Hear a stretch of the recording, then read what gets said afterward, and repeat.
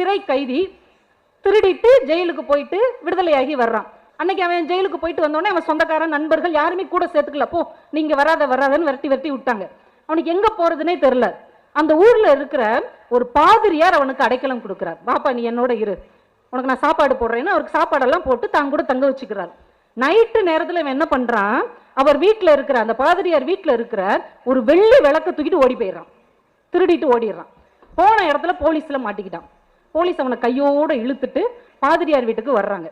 பாதிரியார் வீட்டு கதவை தட்டுறாங்க. அவர் கதவை திறந்த உடனே பார்க்கிறார், இந்த திருடன் கையில வெள்ளி விளக்கோட நிக்கிறான். அவர் பார்த்த உடனே சொன்னார், என்ன நண்பரே இன்னொரு விளக்க வச்சுட்டு போயிட்டீங்க, அதை கொடுக்கறது தான் உங்களை தேடிக்கிட்டு இருந்தேன், என்னங்க அப்படின்னு வேமா எடுத்து கொடுத்தார். போலீஸ்காரங்க அப்ப இவர் தான் கொடுத்து விட்டார் போலன்னு அவனை விட்டுட்டு போயிட்டாங்க. அந்த பாதிரியார் ஒரு திருடனை தன்னுடைய நண்பனாக மாற்றிக்கொண்டார். இந்த விஷயம் அவர் மனசுல ஆழமா பதிஞ்சிருச்சு. ஜே.கே. மனசுல. அவர் வளர்ந்து பெரியவராகிறார். அவங்க வீட்டுல நிறைய தென்னை மரம் இருக்குது. தென்னை